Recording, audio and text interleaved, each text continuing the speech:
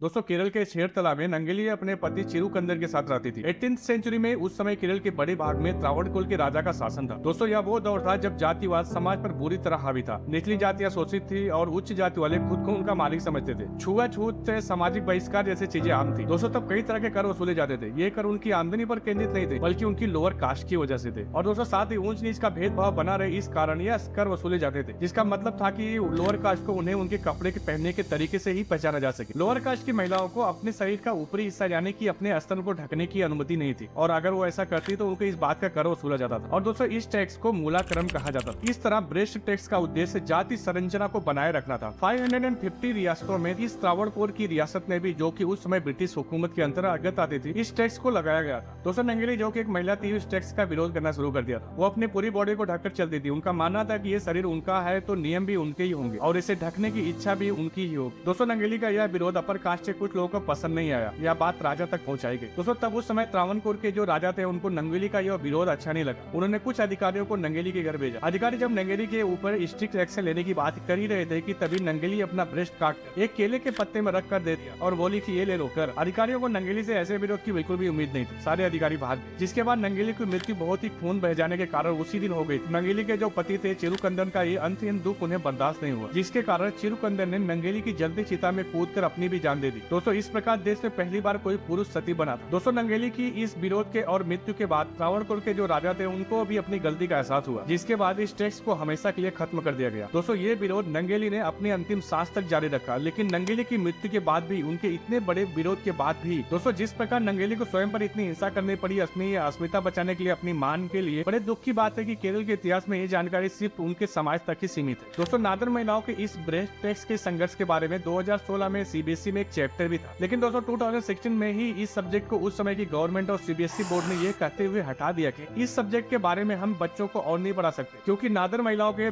इस breast tax संघर्ष के बारे में हमारे पास पर्याप्त एविडेंस नहीं है। दोस्तों अगर आपको लगता है कि नंगेली के संघर्ष की कहानी लोगों तक पहुंचनी चाहिए तो प्लीज शेयर दिस वीडियो। इसके बारे में आपकी राय क्या है प्लीज हमें कमेंट बॉक्स में जरूर बताना। दोस्तों अगर ऐसे कंटेंट देखना आपको पसंद है तो please like the video and hit the subscribe button.